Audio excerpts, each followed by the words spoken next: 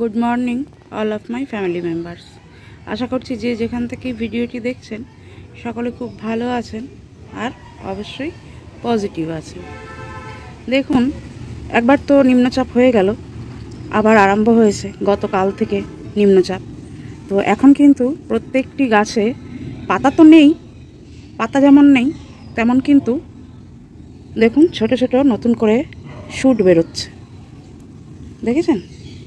এরকম আবার এই দেখুন কুড়িও আছে, কুড়িও এসছে কোনোটাতে। তবে এই কুড়িগুলো কিন্তু একদমই ভালো হবে না গাছের গ্রোথ নেওয়ার জন্য। এই কুড়িগুলি একটু ভেঙে দিলেই ভালো হয়। আমি তো ভেঙেই দিচ্ছি। এই দেখুন একদম ছোট্ট একটা ডাল, তার মধ্যে একটা কুড়ি এসছে, এটাকেও ভেঙে দেব। কারণ এই সেপ্টেম্বরের শেষ থেকে অক্টোবরের শেষের মধ্যে, মানে অক্টোবর মাসের মধ্যে কিন্তু আস্তে আস্তে গাছ গ্রোথ নেওয়া আরম্ভ করবে। সেই কারণে গাছের ভালো গ্রোথের জন্য আমরা কিন্তু এই কুড়িগুলো আসলে কেটে দেব এবং অবশ্যই একটু ঘন ঘন ফাঙ্গিসাইড স্প্রে করব।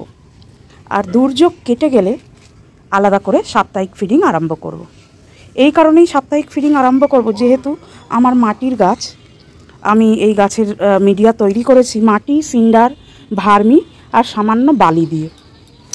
সেই কারণে প্রত্যেকটি গাছের কিন্তু আমার ড্রেনেজ সিস্টেম ভীষণ ভালো, ভীষণ ভালো। গাছেদের অবস্থা এখন খুবই খারাপ, সরি বলে বোঝানো যাবে না, এতটাই খারাপ। তো প্রত্যেকটি গাছের এই যে এখন কিন্তু আরেকটা সমস্যা, ডাইব্যাকের সমস্যা আসবেই। কম বেশি সব গাছেই ডাইব্যাকের, সব গাছ না, কিছু কিছু ডাইব্যাক প্রবণতার গাছ যেগুলো, সেগুলোতে কিন্তু এরকম ডাইব্যাক আসবে, কালো হয়ে যাবে। তো যখন রোদ উঠবে তখন আমরা এটাকে এখান থেকে কেটে বাদ দিয়ে ফাঙ্গিসাইড লাগিয়ে দেব। এটা সেই মিনিয়েচার গাছটা, এর মধ্যে এখন দেখুন ফুল হয়ে রয়েছে। এই ফুলগুলোর মধ্যে কিন্তু জল জমছে আর সেগুলোই ডাইব্যাকের কারণ হয়ে দাঁড়ায়। রোদ্দুর উঠলেই সবার আগে কাজ হবে ফুলগুলোকে কেটে বাদ দেয়া। এই দেখুন কচি ডাল বেরোচ্ছে, তার মাথায় দেখুন কুড়ি, এগুলো সব প্রুনিংয়ে বাদ হয়ে যাবে। আমরা যখন সরি গলাটা খুসখুস করছে তাই বারবার কাশি আসছে। আমরা যখন প্রুনিং করব সামনের মাসে, মানে অক্টোবরে, আমি তো অক্টোবরেই করব, কারণ এমন ডেট দেখে প্রুনিং করতে হবে যাতে 45 থেকে 50 দিন আমাদের হাতে থাকে, 50 দিনের মধ্যে ফুল চলে আসে। তো সেই হিসেবেই আমরা প্রুনিং করব। তো অক্টোবরের 15 তারিখের পর থেকে প্রুনিংয়ে যাব আমরা। এটা একটি খুব ভালো ভ্যারাইটি, কালারটা এত সুন্দর, দারুণ কালার। তবে এখন ফুল দেখলে হবে না, শীতকালের ফুল অন্যরকম হবে। এখন তো ফুল বাজে, থিপস লাগা, মাইটস লাগা, এই ধরনের ফুল হবে। তো যেটা বলছিলাম, এখন এই ছোটো ছোটো কুড়ি চলে আসবে গাছে। তো এই কুড়িগুলো কিন্তু আমরা নেব না, আমরা কেটে দেব, অথবা ফুটতে দিতে পারি। যদি একটু বড় গাছ হয় তাহলে ফুটতে দিতে পারি। অক্টোবরের 15 তারিখের পর আমরা বাৎসরিক যে কাটাই ছাটাই হয় সেটা কিন্তু করব। তবে 1 বছরের নিচে যে সমস্ত গাছ আছে, বৃষ্টির জল পেয়ে তাদের যদি গ্রোথ আসে নতুন করে, সেই গ্রোথগুলো কিন্তু আমাদের নেওয়া উচিত। এবং সেই গ্রোথে যখন হবে তখন তো পাতা তো হবেই, নতুন কচি পাতা, এবং সেই পাতাতে কিন্তু থিপস লাগার চান্স ভীষণ বেশি। সেই কারণে যাতে থিপস লেগে গাছের পাতাগুলোকে, নতুন কচি পাতাগুলোকে নষ্ট করে দিতে না পারে, তার জন্য কিন্তু আমরা নিয়মিত মেডিসিনটা স্প্রে করে যাব, থিপসের মেডিসিন। আমরা সবাই কম বেশি জানি থিপসের কী মেডিসিন আছে, সেটা আমি আলাদা করে বললাম না। শুধু একটা জিনিসই বলবো, ইমিডাক্লোরোপিড গ্রুপের যে কোনো থিপসের মেডিসিন দেওয়া যেতে পারে। আমি ঠিক করেছি ডিসেম্বরের প্রথম থেকেই ফুল নেব, তাই তার পরিচর্যা আমি এখন থেকেই শুরু করব, মানে অক্টোবরের প্রথম থেকে।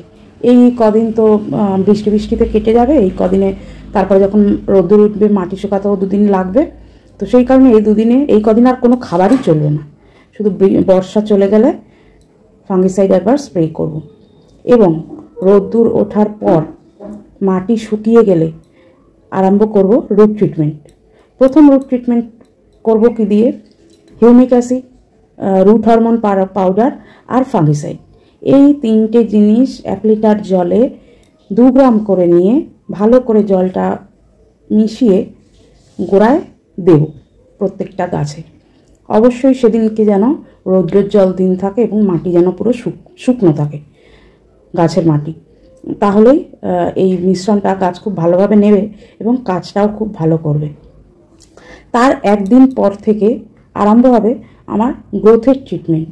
মানে যেহেতু আমরা প্রুনিংয়ে যাব, সেই কারণে প্রুনিংয়ের 15 থেকে 20 দিন আগে একটা খাবার দিয়ে রাখতে হয় গাছকে, যাতে গাছের গ্রোথটা নতুন করে আরম্ভ হয়, শীতের গ্রোথ আরম্ভ হয়। সেই কারণে আমরা গাছকে নিয়মিত 4 দিন অন্তর সর্ষের খোল দেব এবং আবার 4 দিন অন্তর একবার বাদাম খোল দেব। তো কিভাবে দেব? 2 দিন আগে, ধরুন যদি আমরা 1 অক্টোবর সর্ষের খোল দেব মনে করি, তাহলে কিন্তু 29 তারিখে আমাদের খোলটাকে ভিজিয়ে রাখতে হবে এবং 1 তারিখে সেই পচানো খোলটা ভালো করে ছেঁকে নিয়ে তার সাথে 12-61-0 NPK 12-61-0 মিশিয়ে গাছের গোড়ায় আমরা অ্যাপ্লাই করব।